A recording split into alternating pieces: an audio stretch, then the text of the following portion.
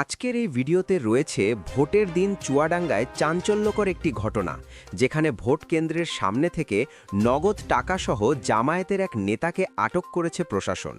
ভিডিওটা শেষ পর্যন্ত দেখুন, কারণ ঘটনাটার ভেতরে আছে গুরুত্বপূর্ণ তথ্য ও চমকপ্রদ আপডেট।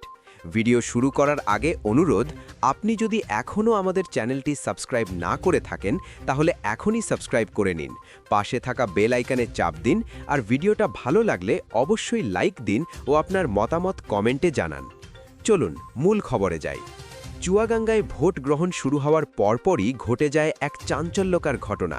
বৃহস্পতিবার 12 ফেব্রুয়ারি সকালে শহরের হাসপাতাল রোডের Rizia Khatun girls academy school vote কেন্দ্রের সামনে থেকে নগদ টাকাসহ আটক করা হয় এক জামায়াত নেতাকে। আটক ব্যক্তির নাম শরীফ। তিনি চুয়াডাঙ্গা পৌর এলাকার ৯ নম্বর ওয়ার্ড জামায়াতের সভাপতি বলে জানা গেছে। প্রশাসনের তল্লাশিতে তার কাছ থেকে উদ্ধার করা হয় নগদ ৭৯,০০০ টাকা। ঘটনাটি ঘটে ঠিক ভোট চলাকালীন সময়, যা নিয়ে এলাকায় ব্যাপক চাঞ্চল্যের সৃষ্টি হয়। ভোট কেন্দ্রের সামনে একজন রাজনৈতিক নেতার কাছে এত নগদ টাকা পাওয়া যাওয়ায় অনেকের মনেই প্রশ্ন উঠছে, এই টাকার উদ্দেশ্য কী ছিল? ভোটে প্রভাব ফেলতেই কি এই টাকা রাখা হয়েছিল, নাকি এর পেছনে রয়েছে অন্য কোনো কারণ?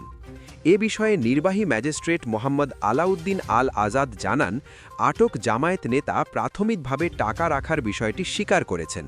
বর্তমানে তাকে প্রশাসনের হেফাজতে রাখা হয়েছে এবং তথ্য প্রমাণ যাচাই করে তার বিরুদ্ধে আইনগত ব্যবস্থা নেওয়া হবে। ভোটের মতো গুরুত্বপূর্ণ একটি দিনে এ ধরনের ঘটনা নিঃসন্দেহে নতুন করে প্রশ্ন তুলছে নির্বাচন কতটা সুষ্ঠু ও স্বচ্ছভাবে হচ্ছে সে বিষয়েও। সাধারণ ভোটারদের মাঝেও এই ঘটনা নিয়ে তৈরি হয়েছে নানা আলোচনা ও উদ্বেগ। এদিকে স্থানীয়দের অনেকেই বলছেন, ভোটের পরিবেশ যেন শান্তিপূর্ণ থাকে, সেজন্য প্রশাসনের এমন কঠোর অবস্থান খুবই জরুরি।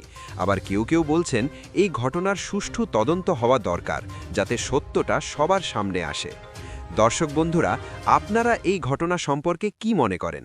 ভোট কেন্দ্রের সামনে নগদ টাকাসহ একজন রাজনৈতিক নেতাকে আটক হওয়াটা কতটা গুরুতর বিষয় বলে আপনি মনে করেন? আপনার মতামত অবশ্যই কমেন্টে জানাবেন।